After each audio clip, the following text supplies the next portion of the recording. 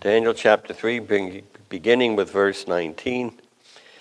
Hear now the inspired word of God.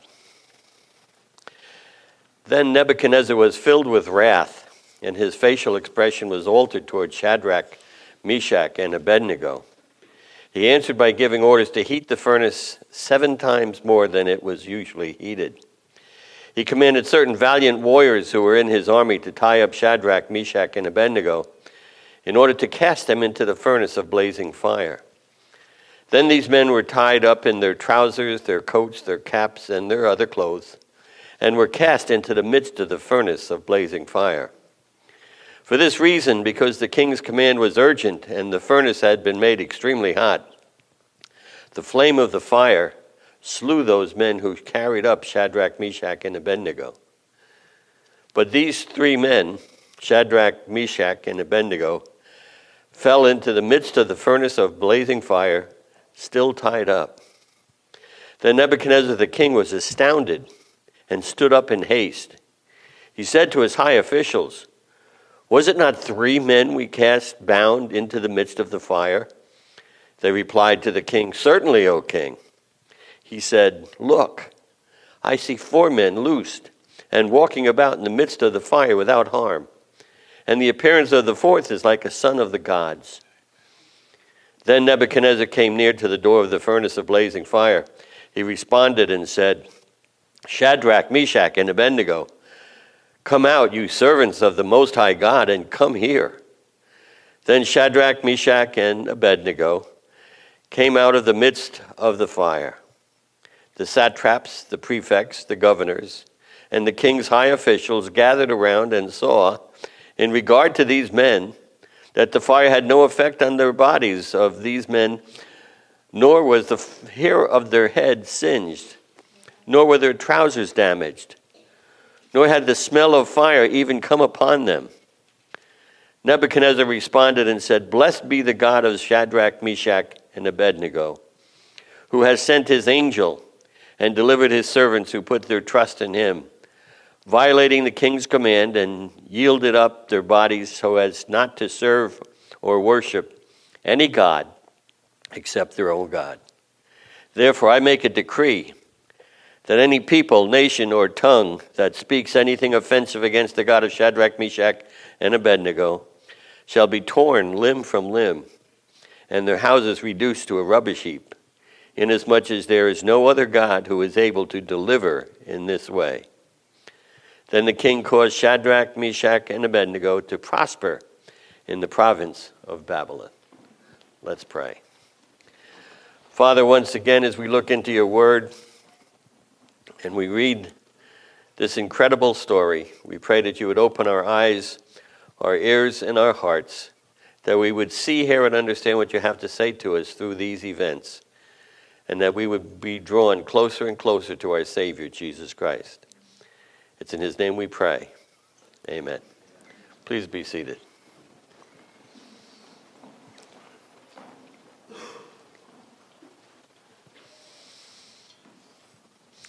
I remember a day at the end of January 1952. It was a weekday. My father had already left for work. My mother wasn't feeling well, so she decided to keep her 3 older children home from school. We were fine with that since it was a particularly cold day with snow still on the ground from a recent storm. I don't remember what I did to occupy my time, but whatever it was interrupted abruptly by a fire that had started in an enclosed porch on our house. The porch was heated with an old kerosene heater, didn't have all the safety attachments that they do these days. And the house was an old summer bungalow that my father was renovating and turning into an all-season house. My older brother and my mother attempted to put the fire out, but kerosene burns extremely hot. And we had to vacate the house and call the fire department. That was no easy task since rural Smithtown back in 1952, not every home had a telephone. And not everyone had a phone in their house. And when you did, it was usually what they called party lines. You had to share the line with somebody else. And for the benefit of you younger ones, no, there was no such thing as cell phones. A few things stand out in my mind from that day as we stood on the edge of our property and watched our house become fully involved with fire. First, it seemed like an eternity for the fire department to get there because we were several miles from the closest firehouse. But the first thing that really stands out the most was the heat of the fire. When we were still inside the house before we left, it felt like a furnace. And even standing outside the house in the bitter cold January weather, you could feel the intense heat. Second thing was how the smell of smoke permeated the air for blocks away. And for days after, you could smell the smoke just lingering in the air surrounding the house. So when I read this story about Shadrach, Meshach, and Abednego, I stand in awe of what God did. I've seen fire up close and personal. And I give my hats off to firemen, firefighters who run into the fire. I'd rather be shot at than run into a fire. Says something about me, doesn't it? We lost our home to that fire. So when I read that these men were cast into a furnace of blazing fire, and listen to the description, a furnace of blazing fire, I'm amazed at the outcome of this story. Remember where we left off last week? King Nebuchadnezzar had erected this 90-foot statue of gold in Babylon. He invited the rulers of all the provinces of Babylon to attend the dedication of the statue. And anyone failing to do so would be cast into the furnace of blazing fire. I like reading that. I just love the sound of that. The furnace of blazing fire. Doesn't that give you a sense of what was there rather than just a furnace? He assembled a group of musicians with varied musical instruments to give the signal when to bow down before the image. And on cue, the music sounds and everyone bows down except Shadrach, Meshach, and Abednego. And of course, we read last week, they're reported to the king by a group of Chaldeans, and presumably the same people that had their lives spared by Daniel when he interpreted the dream. What's that old expression? No good deed goes unpunished.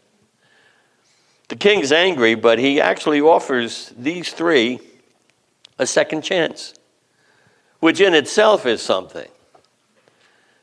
But the king knew these men. They were friends of Daniel who had just interpreted this dream, so he offers a second chance. But they very quickly reject the second chance. I'm going to read the last three verses before our text for today. Verses 16 to 18. Shadrach, Meshach, and Abednego replied to the king, "O Nebuchadnezzar, we do not need to give you an answer concerning this matter. If it be so, our God whom we serve is able to deliver us from the furnace of blazing fire, and he will deliver us out of your hand, O king. But even if he does not, let it be known to you, O king, that we are not going to serve your gods or worship the golden image that you have set up." In short, they are willing to lay down their lives rather than to bow down to an image of gold. I want to read an excerpt from Calvin's commentary on this verse because I think he says it so well. Quoting John Calvin, he says, "These then are the 2 points which prepare the sons of God for martyrdom and remove hesitation as to their offering their life in a sacrifice to God. First, if they are persuaded that God is the protector of their life and will certainly liberate them, should it be expedient. Secondly, when they live above the world to aspire to the hope of eternal life in heaven, while prepared to renounce the world. This magnanimity is to be remarked in their language when they say, 'Be it known to thee, O king, that we do not worship your gods, nor adore the statue which you have set up.' Here they obliquely accuse the king of abrogating too much to himself and of wishing religion to stand or fall by his own will. You had erected the statue by your authority is of no moment to us, since we know it to be a fictitious deity whose image you wish us to worship. The God whom we worship has revealed himself to us. We know him to be the maker of heaven and earth, to have redeemed our fathers from Egypt, to intend our chastisement by driving us into exile. Since, therefore, we have a firm foundation for our faith, hence we reckon thy gods and thy sway valueless. So ends the quote from John Calvin. That's where we ended last week. I want to point out again that until this point, the dialogue between the king and these three men was rather civilized. Now, it's true that the king was angry at the refusal to bow down, but the fact that he gives them a second chance, I think, is also astounding. However, after their response to that second chance, verse 19, which is our first in the text today, we see that not only was the king enraged and filled with wrath, but his facial expression changed. And that's the catalyst for them being tossed into the furnace of blazing fire. Verse 19, and his facial expression was altered toward Shadrach, Meshach, and Abednego. The wording of that verse is compelling, describing the king. He was already angry because they didn't bow down. And now he's filled with wrath, so much so that his facial expression changed. Let me ask you a question. Have you ever seen anybody get that angry? Have you ever been that angry yourself? Filled with such rage and anger that the face becomes distorted and contorted. It's these such circumstances where many murders take place. You will hear confessions of murderers. I was so angry, I just wanted him dead. Or I was so angry, I didn't even realize I had pulled the trigger. Except the king knew exactly what he was doing. He had announced beforehand the punishment for not bowing down, that it would be the furnace of blazing fire. And then he repeated it after he had given them a second chance. So the king could not plead temporary insanity. So why then did he get angry? And so angry? Well, there's several contributing factors given in the text itself. First, if you think about it, these men had already been given favor by the king. He had promoted them to administrators over the province of Babylon. So it's not unreasonable to presume that he expected their loyalty. Of all people, surely Shadrach, Meshach, and Abednego would bow down. I just made them administrators of Babylon. So he was taken somewhat by surprise by their actions, or should I say their lack of actions. Second, since he had the statue built and it was referred to as the image Nebuchadnezzar set up, it was personal for him. Remember last week we saw that virtually every time the image is mentioned, it was accompanied by the words, the golden image that I have set up, or the golden image that Nebuchadnezzar had set up. It is more than reasonable to presume that the image represented the king and his kingdom, at least in his mind. And third, the king associated bowing to the image with serving the gods of Babylon. It's exactly what he says. Look at verse 14. Is it true, Shadrach, Meshach, and Abednego, that you do not serve my gods or worship the golden image that I have set up? See, at this point, the king didn't really care if they served their God, as long as they acknowledged his gods. He already knew that they served the Lord God of Israel. Daniel told him flat out when he interpreted the dream that they served Jehovah, Yahweh. So Daniel had already explained that to him. You know, it's interesting.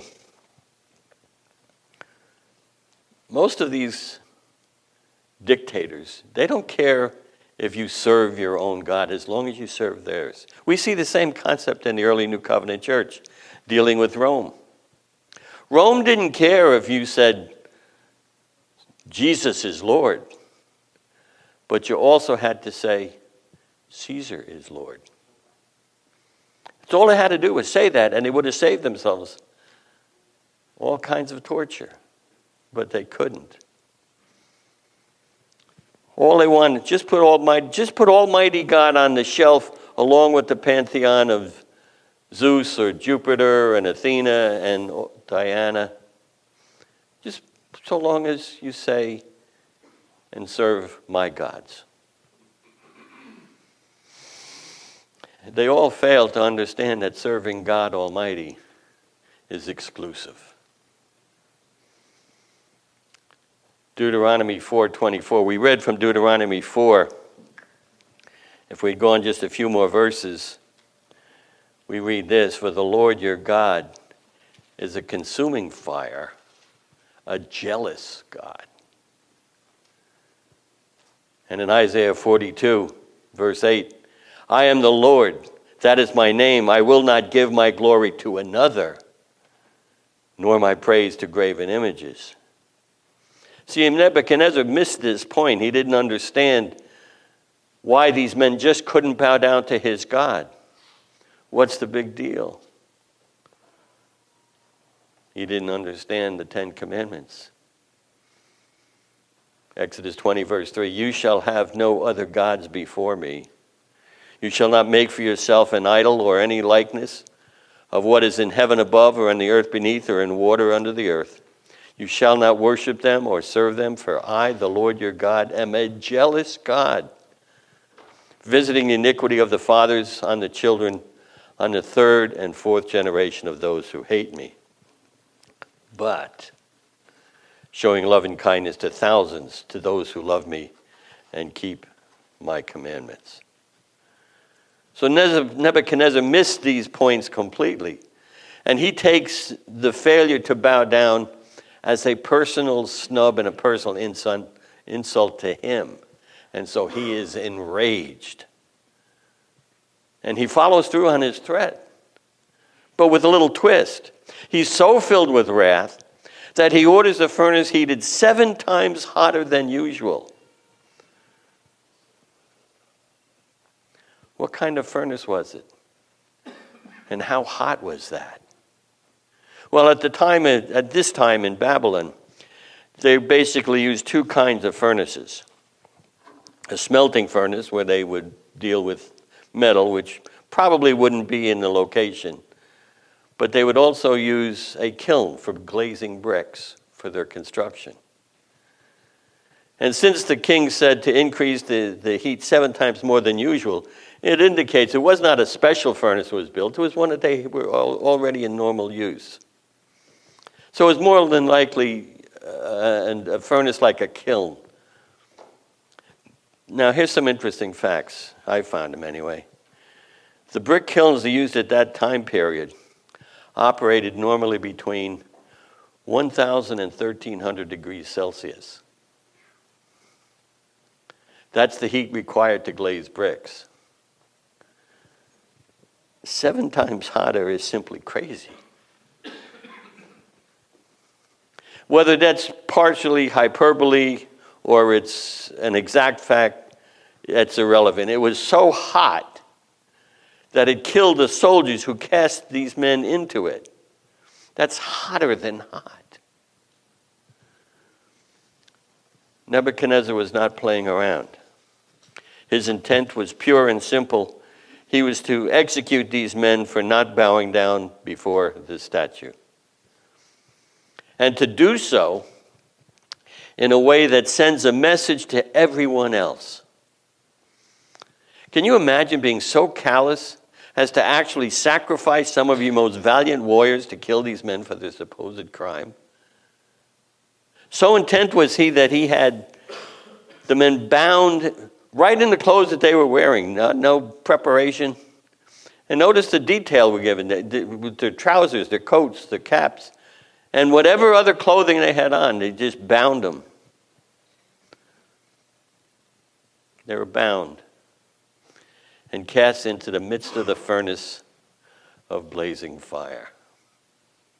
And the text makes the point of relating that when they were cast into the midst of the fire, they were still tied up. Under normal circumstances, it would be at this time that the king would gloat. He's got his revenge. They're in the furnace. And now he can sit around and gloat at the power that he has over life and death.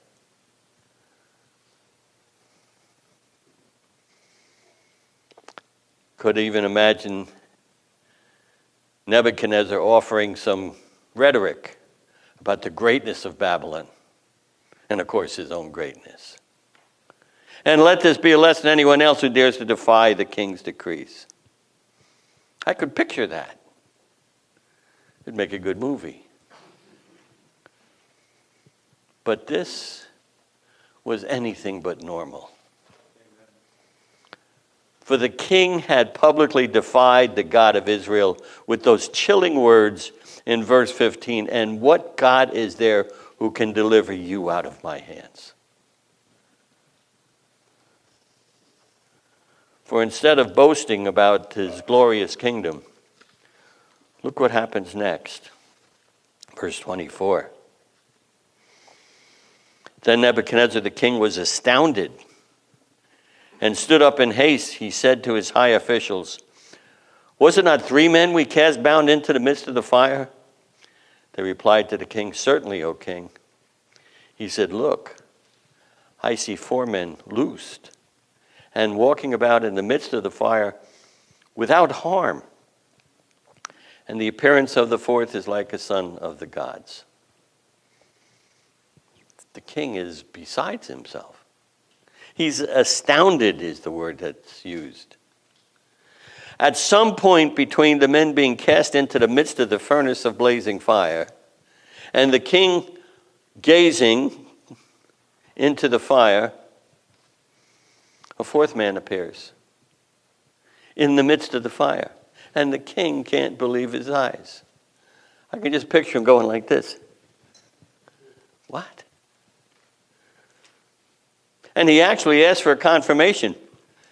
Is it me? Or did we cast only 3 men in there? Are you sure we only cast 3 men in the fire? Of course, it was done in front of all. And after all, O king, we can count to 3. He says, look, I see 4 men in the furnace of blazing fire. But he adds more detail for us to ponder. First, the 3 men are loosed from their ropes. Second, they join the 4th man and are walking around in the midst of the fire. Notice the wording. They're walking around in the midst of the fire. One liberal commentator, I always love to, sometimes I just read liberal commentators for a little comic relief.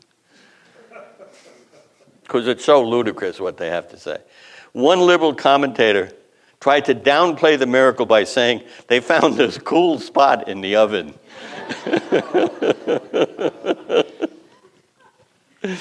Oh, boy. And he was serious. I mean, to even think that an oven heated to several thousand degrees Celsius could have a cool spot. But also it contradicts the words of Nebuchadnezzar, who says he saw the 4 men walking around in the midst of the fire. The third detail is they were walking around without harm. Let me ask you a question. Let's put this in some sort of terms we can understand. You ever forget your sandals at the beach and you got to walk over the hot sand in your bare feet? And you run a few steps and hopping all the way, saying, ouch, ouch, ouch, ouch. And then you jump into a shady spot and you go, ah. And then you run some more to another shady spot. And if there's no shady spot, your feet are so hot, you jump on somebody else's blanket, some stranger. I see you've all been there. Let me tell you how hot that beach sand is. On a 90-degree day, it reaches about 120 degrees Fahrenheit. That's only about 50 degrees Celsius. These men are walking around in a furnace of a blazing fire without harm. Without harm. Another question is frequently asked, who was this fourth man?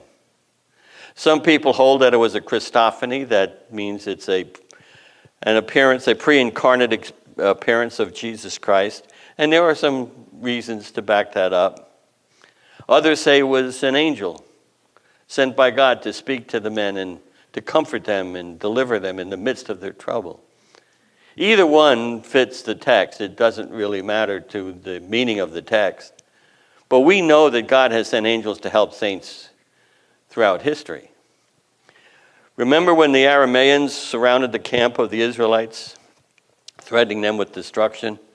And Elisha's servant was afraid when he saw the large army. And Elisha encourages him by opening his eyes to see into the spiritual realm. 2 Kings 6:16, so he answered, do not fear. This is Elisha speaking. Do not fear, for those who are with us are more than those who are with them. Then Elisha prayed and said, O Lord, I pray, open his eyes that he may see. And the Lord opened the servant's eyes, and he saw, and behold, the mountain was full of horses and chariots of fire all around Elisha. I just love that story. You ever get lonely? You ever feel downcast? You ever feel like life is just too much? There's an army of angels around you. You know what? I've been asked a few times, maybe even many times, if I believe in the doctrine of guardian angels.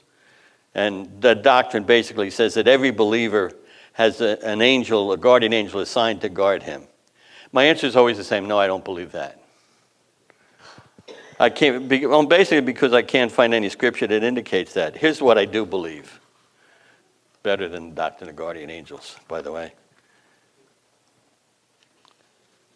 What I do believe is that when we face trouble, God will send as many angels as we need to strengthen us and to protect us, whether that be one angel or 1,000 angels. Psalm 91 is a messianic psalm. In other words, the first application is to Jesus, but also by implication and application, it can be applied to us. Psalm 91 says this, verse 11, for he will give his angels charge concerning you to guard you in all your ways. They will bear you up in their hands that you do not strike your foot against a stone. You will tread upon the lion and cobra, the young lion and the serpent you will trample down. Psalm 34, verse 4 to 7. I sought the Lord and he answered me and delivered me from all my fears. They looked to him and were radiant, and their faces will never be ashamed. The poor man cried, and the Lord heard him and saved him out of all his troubles. The angel of the Lord encamps around those who fear him and rescues him. So yes, I believe there are angels ever watching over those who fear him. This room this morning, I have no idea, but it's filled with angels, heavenly watchers, watching and rejoicing with us as we worship the Lord God. And they are ever here. So just as God sent an angel to the furnace of blazing fire, so many years ago, he will send angels when we need them. But look what happens next. Verse 26. Then Nebuchadnezzar came near to the door of the furnace of blazing fire. He responded and said, Shadrach, Meshach, and Abednego, come out, you servants of the Most High God, and come here. Then Shadrach, Meshach, and Abednego came out of the midst of the fire. I think it's fair to say that the king is still in his state of amazement at what he has just witnessed. He comes as close as he can without being burned, and he calls the three Hebrews. But look how his words have changed. Come out, servants of the Most High God. How quickly things changed. From rage and anger at these impudent Hebrews who refused to bow down. Remember, they defied the king's command, and he was going to make them pay 7 times more than usual. And now he beckons them, come out. And now he calls them servants of the Most High God. And while the king is still amazed and affected by what he has seen, he wants a closer look at the three. I think that's a perfectly reasonable request. If I were there, I'd want to put my hand on him and feel him. Is it really you? So they exit the furnace of blazing fire, and immediately they draw a small crowd around them. Verse 27. The satraps, the prefects, the governors, and the king's high officials gathered around and saw in regard to these men that the fire had no effect on the bodies of these men, nor was the hair of their heads singed, nor were their trousers damaged, nor had the smell of fire even come upon them. This could only happen at the hands of Almighty God. If you talk to any firefighter, they will tell you that fire doesn't discriminate. It consumes whatever stands between the flames and more fuel and air. It just keeps going until it's extinguished or runs out of something to burn. So, for these three men to be walking around in the midst of the fire and not get burned up, it's a genuine miracle. It's a big-time miracle. I don't think there's a small-time miracle, so maybe that was not the best description. And then add that to the description in verse 27. Not only no effects from the fire on their bodies, but the hair on their head wasn't singed. You know, it doesn't take much for hair to be burned. It goes up very quickly if touched by a flame. How many guys have lost eyebrows starting the charcoal fire?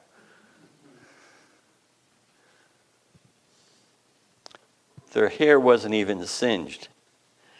Not even their clothing was damaged. And then, on top of all that, there was no smell of the fire on them.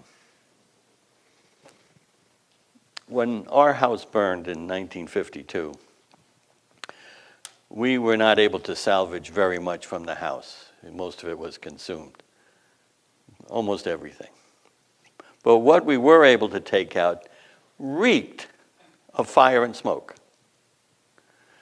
We were actually able to find some of our picture albums that were closed in a drawer. And months later, when we opened them up, we could still smell the smoke and the fire.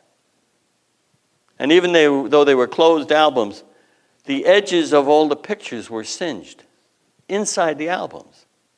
The smoke permeated everything. But Shadrach, Meshach, and Abednego walked around in the furnace, heated to a couple thousand degrees Celsius without so much as the smell of fire on them. We serve an awesome God. But the king is not finished yet. In light of what he's just witnessed, the king blesses God. Look at his words in verse 28. Nebuchadnezzar responded and said, "Blessed be the God of Shadrach, Meshach, and Abednego, who has sent his angel and delivered his servants who put their trust in him, violating the king's command, and yielded up their bodies so as not to serve or worship any god except their own God." The king is starting to realize there's a power greater than his greater than anything he has ever seen before. He has witnessed the power of the omnipotent God of Shadrach, Meshach, and Abednego. And he wants to do something, but first he actually recounts the events leading up to the miracle. He obviously remembers the words of the three when he commanded them to bow down. They put their trust, even if it meant violating the king's command. They put their trust in God. They served up their own bodies instead of worshiping any other god. The king gives an accurate summary of the events of the day. And they have moved him closer to understanding who God is and what part he plays in the plan of God. We'll explore that more when we get to chapter 4. Remember, King Nebuchadnezzar is the rightful king. God has placed him there, and he plays a part in the plan of God. But he doesn't quite get that yet, because he has attempted to usurp the authority of Almighty God. Doesn't realize that he is serving under the God of Shadrach, Meshach, and Abednego. But he is moved by the deliverance of the three to issue a decree. Verse 29. Therefore I make a decree that any people, nation, or tongue that speaks anything offensive against the God of Shadrach, Meshach, and Abednego shall be torn limb from limb, and their houses reduced to a rubbish heap, inasmuch as there is no other God who is able to deliver in this way. From executioner to protector in a matter of minutes. That's quite a change. But again, he's been affected by the miracle, and he's doing what he believes is necessary before their God. It's fair to say that there is some self-preservation, some self-interest still going on here. He rightly concludes that these men have favor with God Almighty. He also knows they have enemies seeking to do them harm. He hasn't forgotten that it was the Chaldeans who turned them in the first place. So he issues this decree to protect them from any harm from their enemies. And in typical Nebuchadnezzar fashion, he gives the consequences for violating his decree. Torn limb from limb. Houses reduced to rubbish heap. But that's not all. The text ends with verse 30. Then the king caused Shadrach, Meshach, and Abednego to prosper in the province of Babylon. We're not told exactly what that means. But they went from being enemies of the state, cast into a furnace, to coming out being favored by the king, and the king causes them to prosper. Most people think that, financial prosperity, that's one way, but there are more ways to prosper than finances. In fact, I would say that's the least important. Prosperity can include that, but there are so many other ways.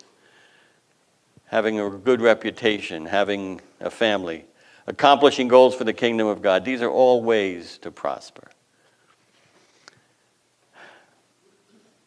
What an amazing story. Come out of the midst of the fire, and not even a hair on the head was touched. When our house was on fire, as soon as we realized we couldn't do anything, we quickly ran outside.